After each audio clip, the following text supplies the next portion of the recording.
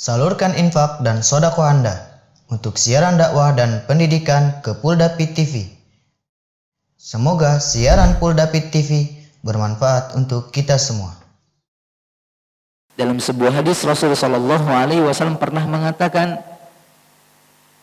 tidak ketika seorang hamba berusaha untuk mendekat kepadaku, maka tidak ada perbuatan yang paling aku cintai daripadanya melainkan kewajiban-kewajiban yang aku perintahkan kepadanya. Kemudian kata Rasul, Allah berfirman, dan tidaklah seorang hamba terus berusaha mendekat kepadaku dengan bin nawafili, perkara-perkara yang sunnah, hatta uhibbahu, melainkan nanti aku akan mencintainya, cintaku akan aku berikan kepadanya. Fa idza ahbabtuhu, dan kalau aku sudah mencintai orang itu, maka pendengarannya adalah pendengaranku, penglihatannya adalah penglihatanku, tangannya adalah tanganku, kakinya adalah kakiku. Maksudnya kata para ulama, setiap dia melihat maka penglihatannya ke hal-hal yang Allah ridhai saja. Ketika dia mendengar maka yang dia dengar hanya yang Allah ridhai saja. Ketika dia melangkah maka langkahnya pun ke tempat-tempat yang Allah ridhai saja. Artinya dapat bimbingan terus-terusan, Mbak. Kemungkinan besarnya tidak akan terjerumus ke dalam kemaksiatan. Jadi ketika tadi dosa diampuni, ditambah lagi apa? Bertambah terus pahala. Kenapa? Karena terus dapat bimbingan dari Allah Subhanahu wa taala, sehingga makin besar pahalanya, makin banyak kebaikannya. Ketika apa? Cinta Allah diraihnya. Maka menjadi penting kemudian bagi kita berpikir, merenung, bagaimana agar kita dapat kecintaan ini. Bukan cuma sebatas kita mencintai Allah, Pak. Mencintai Allah itu penting, tapi yang paling penting daripada mencintai Allah adalah cinta Allah turun sama kita. Kan nggak enak, Pak, cinta bertepuk sebelah tangan. Kita mengatakan cinta sama Allah, cinta sama Allah, cinta sama, tapi kalau Allah nggak cinta, percuma. Yang indah itu, yang hebat itu ketika Allah cinta kita, Pak. Maka penting sekali lagi mencari cara bagaimana agar Allah menurunkan cintanya kepada kita. Apa caranya? Satu di antaranya, ikhwanufillah. Kenapa satu? Karena kalau banyak lama, Pak. Satu aja biar cepat, Pak, ya. Satu di antaranya di ayat yang tadi saya sampaikan, di Ali Imran ayat 31. Kata Allah, Muhammad sampaikan kepada umatmu, in kuntum tuhibbunallaha fattabi'uni yuhibbukumullah. Kalau Anda cinta sama Allah, ikuti aku, maka niscaya Allah bakal cinta kepada Anda. Maka salah satu caranya adalah mengikuti sunnah Nabi SAW, mengagungkan sunnah Nabi SAW, bukan malah kemudian menyelecehkannya, menghinanya, mengkerdilkannya. Karena sekarang lagi ramai, Pak, orang berbicara masalah cadar, orang berbicara masalah cingkrang gitu. Terlepas dari perbedaan yang ada, yang mengatakan makruh, haram dan segala macam lah. Tapi perlu kita pahami, Pak, yang mengatakan makruh sama haram itu yang di bawah mata kaki, bukan di atas mata kaki. Yang di atas mata kaki itu para ulama sepakat sunnah mengatakannya. Yang masa itu yang di bawah mata kaki.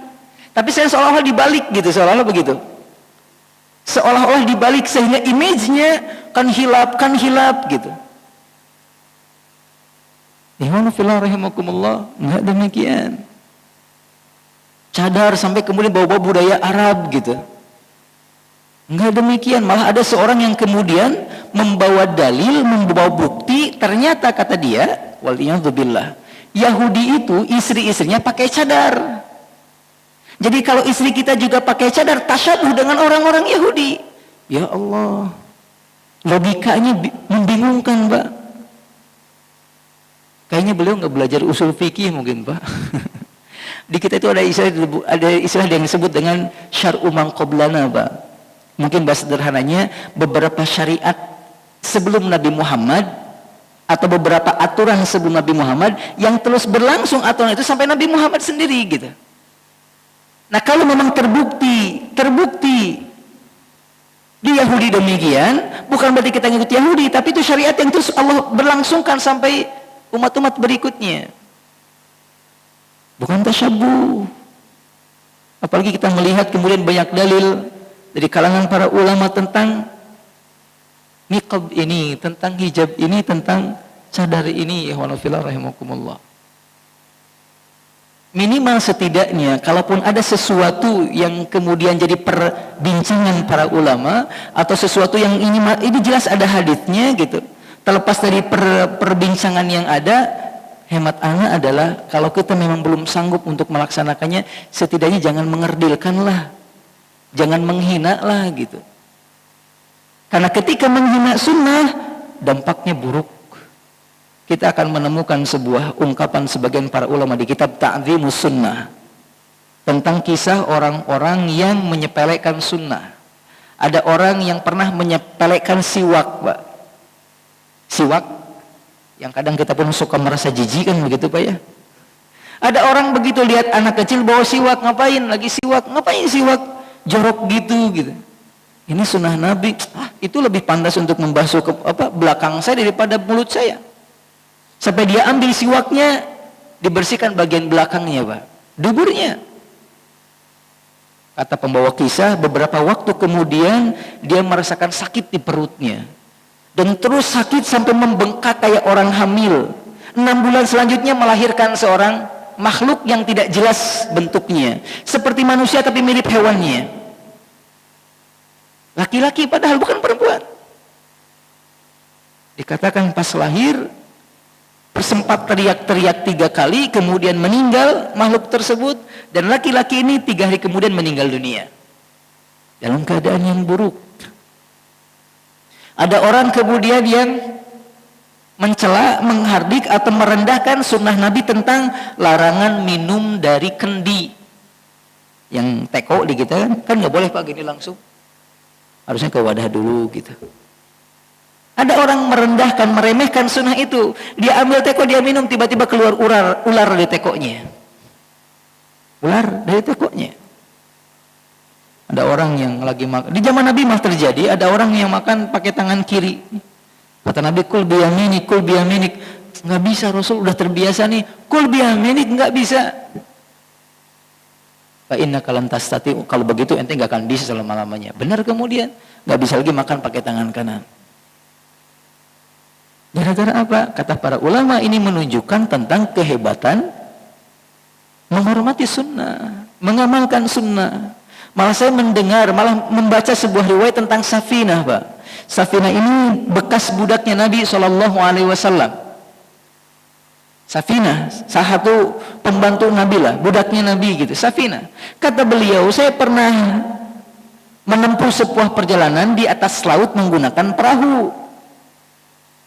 Tiba-tiba perahu yang saya tunggangi, yang saya naiki gitu, oleng, bocor, kemudian oleng, kemudian tenggelam gitu. Akhirnya saya mencoba menyelamatkan diri menggunakan salah satu papan dari kapal itu, dari perahu itu. Ada papan dipakai, kemudian coba renang sampai nyampe ke sebuah daerah, ke sebuah pantai pulau gitu lah.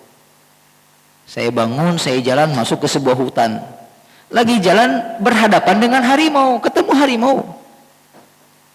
Subhanallah, Pak. Kebayang, Pak? Ketemu harimau. Lagi liatin aja gitu. Wah, udah mulai takut nih. Tiba-tiba Safinah mengatakan, "Hei, fulan. Hei Abu Haris," katanya. Abu Haris ini gelar buat ini, buat apa? Buat harimau. "Hei Abu Haris, saya ini pembantunya Nabi SAW." Dia ngomong begitu, Pak. Tiba-tiba kata beliau, itu harimau mendekati dia. Terus mendekati, lalu dia dorong tubuh saya sampai saya keluar dari hutan. Didorong terus seolah-olah kali itu jalan benar kali dia gitu. Didorong terus sampai saya keluar dari hutan. Habis itu kemudian dia mengaum seolah-olah mengucapkan selamat tinggal kepada saya, kemudian dia pergi. Safinah, saya melihatnya di sini, ini kemuliaan bagi mereka yang cinta sama Nabi, menghormati sunnah Nabi, mengamalkan sunnah Nabi SAW. Karena ketika dia berhadapan dengan singa itu, dia mengatakan, saya pembantunya Nabi Muhammad SAW. Seolah-olah diharamkan gitu untuk dimakan gitu, jangan dimakan, itu orang hebat gitu. Imanafillah, ta'dhimus sunnah, mengamalkan sunnah. Maka hati-hati sekali lagi setiap kita menemukan sebuah hadis Nabi dan kita memang belum sanggup untuk mengamalkannya, jangan langsung dicemooh, dianggap ini yang tidak sesuai dengan zaman lah atau apalah bahasanya gitu. Malah kemudian sekarang disimbolkan dengan radikalisme dan segala macam.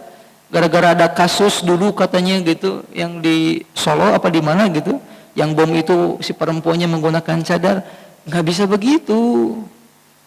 Kalau memang harus demikian, harusnya yang kemarin membunuh anak-anak di sekolah dikaitkan juga dengan Kristen atau dengan agama yang bukan Islam, tapi kan enggak gitu. Seolah-olah ya Allah. Namun walaupun demikian, hikmahnya adalah kiamat bentar lagi, Pak. Jadi persiapan kita harus lebih matang lagi untuk menghadapi kiamat ini. Ala kulli hal rahimakumullah. Itu poin yang pertama, bagaimana kita bisa mendapatkan cinta Allah Subhanahu wa taala. Maka mari sama-sama kita berusaha semaksimal mungkin menggunakan sisa waktu yang kita miliki untuk apa? Meraih cinta Allah, di antaranya dengan cara lebih menghormati sunnah Nabi, mempersering mengamalkan sunnah Nabi, baik yang mudah ataupun yang susah. Karena yang Allah inginkan dari kita adalah, kata Nabi SAW, ittaqullaha mastata'tum. Bertakwalah kalian kepada Allah sesuai dengan taraf kemampuan kalian. Ini mungkin yang bisa saya sampaikan. Mudah-mudahan sedikit atau banyak ada hikmah dan manfaat yang bisa diambil. Usi nafsi wa iyyakum bittaqwallah faqad fazal muttaqun. Saya wasiatkan diri saya dan ikhwan semua untuk senantiasa bertakwa kepada Allah, karena mereka adalah orang-orang yang beruntung. Innallaha wa malaikatahu yusholluna 'alan nabi ya ayyuhalladzina amanu shallu 'alaihi wa sallimu taslima. Allahumma shalli wa sallim wa barik ala Muhammadin wa ala alihi wa ashabihi wa man tabi'ahum bi ihsanin ila yaumiddin. Rabbana la tuzigh qulubana ba'da idh hadaitana wa hab lana min ladunka rahmah innaka antal wahhab. Rabbana atina fid dunya hasanah wa fil akhirati hasanah wa qina adzabannar. Subhana rabbika rabbil izzati amma yasifun. Wassalamun al mursalin walhamdulillahi rabbil alamin. Subhanaka Allahumma wa bihamdika asyhadu an la ilaha illa anta astaghfiruka wa atubu ilaik. Assalamualaikum warahmatullahi wabarakatuh. Salurkan infak dan sedekah Anda untuk siaran dakwah dan pendidikan ke Puldapit TV. Semoga siaran Puldapit TV bermanfaat untuk kita semua.